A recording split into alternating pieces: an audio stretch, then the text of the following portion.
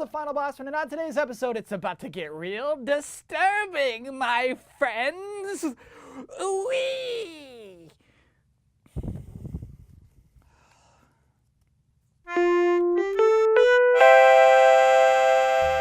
Welcome to the show. I am Kyle Bosman, and for the second time in Final Bosman history, I have forgotten to take my suit to work. I've been doing this show for a year. Only forgetting it twice is pretty good, considering how disorganized I am. Had a good weekend, though. Played a lot of games, a lot of weird games. I've tried the Final Fantasy XIV beta. I played Harry Potter and the Sorcerer's Stone for PlayStation 1. I played the whole game. It's not good. I played the first SSX. I played Mercenary Kings. But one game I played this weekend shook me to the core. A game so twisted and wrong that I kept playing through it out of some demented curiosity for how much worse it could possibly get. I'm talking, of course, about Rusty's Real Deal Baseball. Today's list, why Rusty's Real Deal Baseball is the most effed up game I've ever played. Number one, it's a game about buying games. So how do I explain Rusty's Real Deal Baseball? This is a game developed and published by Nintendo for the Nintendo 3DS. It is a collection of 10 baseball-themed minigames, much like Wii Sports Resort, except in this case you have to buy each of these 10 games individually. However, the goal of this game is to give money to this poor old dog. The entire point of this game is to spend money on games. The currency of this game is real-life US dollars. You're spending real money inside of this game. I've never played a game like this, where the money inside of the game is real-life money. Nintendo published this game, and that all actually ties into the game's scenario. Story starts like this. Rusty Slugger, former pro baseball player. Now he's just a sad old dog. He's got a baseball equipment store. That's not doing great. He's having a hard time making a profit. And his reasoning is, kids these days, they all love video games. Nobody loves baseball. So here's what I'll do. I'll sell video games that remind them how much fun baseball is. And then you, the person playing this, you are his one and only customer. And it is you, by the way. It is the user me even. So you, whoever you are yourself inside of this game, buying games inside of the game to play inside of the games. It's effed up. Number two, guilt is a component of this game's design. So the way the game starts, each of these 10 mini games costs $4. So you could, if you're lazy, just spend $40 and be done with it. However, you can haggle these prices down. Rusty's willing to haggle. And so the way that you earn the ability to haggle is you play the mini games and you get items that you can use toward haggling, and then you sweet talk them and stuff. However, the game's designers, when they were thinking of how to make Rusty, how to make this thing that you feel good about giving money to and feel bad about haggling with, they created this poor oaf, this washed up old baseball player with a comb over, with hair growing out of his nose. He's got 10 kids. His wife left him. They're separated. He's tanking. His little shop is tanking. Can't make a profit. Everything's going wrong for him. Doesn't even know how to cook. And then you come in wanting a cheaper price on everything. You are the antagonist. It's clear Rusty's the protagonist of this story. This story is about Rusty, not you, the player, the me who's wandering into his store. You are working against him getting the best price for his products. In the meantime, he's saying, oh, this is really gonna hurt my margins. It's gonna be hard to make a profit off this one. Gosh, I sure am sick of microwaving hot dogs. And you just smile and you don't care. You talk him down because you want the lowest price. This game, the game is intentionally making you feel guilty for wanting the best price on these mini games. And that's effed up. Number three, you induce haggling by throwing a donut at Rusty. So Rusty loves donuts. He's just a dog who loves donuts. And once you give him a donut, he becomes happy and more willing to negotiate with you. And when you give him a donut, It's not to make him happy, it's for the negotiation. You are manipulating Rusty. And there's no way to haggle without it. You walk into a store, here's a little donut, you little turd. Now give me a deal. It's effed. It's real effed up. Number 4, free to start. So this whole game, you can download it for free right now. You can start it for free. And what you get is you get a small portion of one of the mini games, a demo of a mini game. And then you learn how to haggle, and you talk one game down to $2, and that's all you get for free. And I would have stopped there.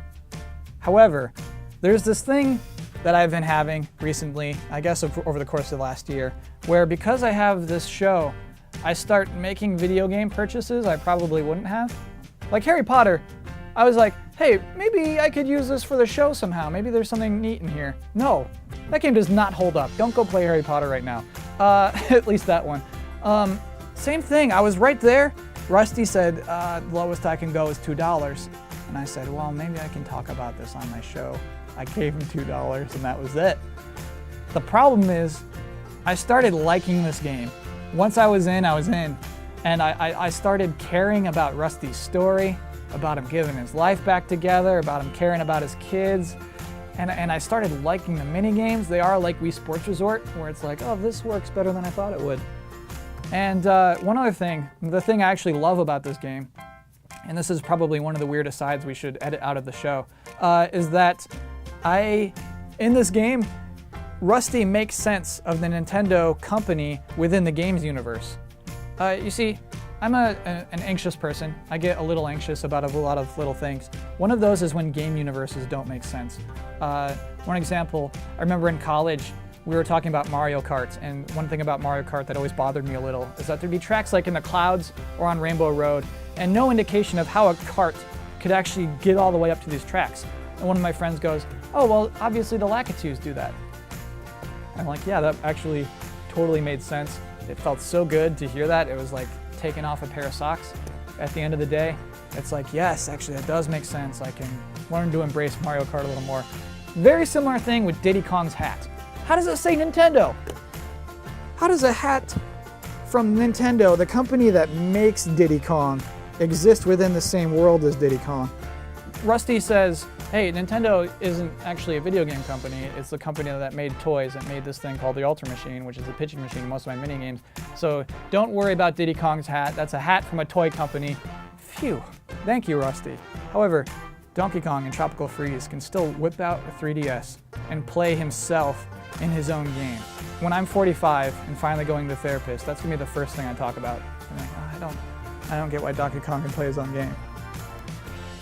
What do you want me to say? I get people with real problems. But it is effed. Number 5, Rusty gives you one of his 10 children for the entire game. This old dog is so overwhelmed with his gigantic family that he gives you, a complete stranger, his 5-year-old son or daughter to play with for potentially forever. That's effed up, man. Number 6, this could be the future of video games. So the way this game ends is it promises that there will be a sequel with aliens even. How dare you, Rusty? Halo 2 had a cliffhanger. Had Master Chief going back to Earth, said, I'm gonna finish the fight. Okay. Rusty, he just wants to come back and take more of your money. He promises he's coming back. And Nintendo does a funny thing. They ask you within the game if you are willing to submit your data to Nintendo and that it will affect how they develop future games. Normally I say yes to this kind of thing because that is valuable information. In this case, I didn't want Nintendo watching me spend money on this game. And that's the scary thing, is Nintendo is clearly watching this game closely. They do care about how this works out. You might remember earlier this year, Satoru Iwata had that whole investor speech where he had to admit that Nintendo wasn't doing great, but then had a bunch of crazy ideas. One of those crazy ideas was to implement this system in which buying more games would make the next games less expensive. It's better in his words. Based on our account system, if we can offer flexible price points to consumers who meet certain conditions, we can create a situation where these consumers can enjoy our software at cheaper price points when they purchase more. It can't be a coincidence that Rusty had the exact same idea. The first game you buy is $2. The second one, $1.90, then $1.80, then $1.70, then $1.60, and then $1. Rusty is trying Iwata's idea out. It almost seems to me, you can call me crazy, that Nintendo made a game about buying games to test out its ideas about buying games. Because that's what Rusty is doing, and the problem is, it feels good. The way the system works is when you buy this game, it makes the next one cheaper.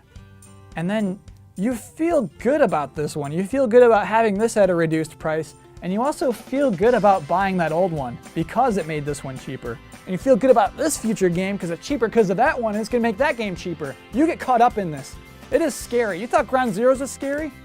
Rusty's Real Deal Baseball is a nightmare where your parents turn around and have owl faces. This is one sip of Scorpion vodka I do not care to take. And I make fun of like mobile games because they seem to be designed around monetization first and then they just plunk a game in there. This game, Rusty's Real Deal Baseball, this was an experiment first and then a game placed into this. This is Nintendo's little video game laboratory and we're just the fuzzy-bellied little rats they're poking at.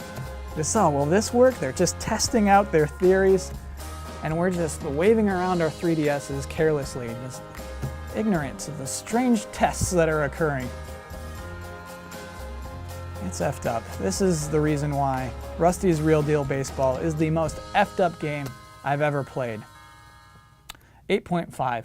And that's the episode for this week. If you're on Twitter, you can find me at Kyle Bosman. I will be back here next Wednesday. I will remember my suit, and I hope to see you then. Thanks for watching.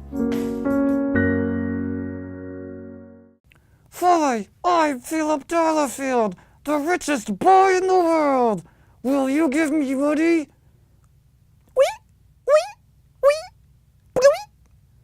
Are you sure? I'm selling a bunch of old toys I don't want for actual US currency. If you don't buy anything, I might just jump off the balcony.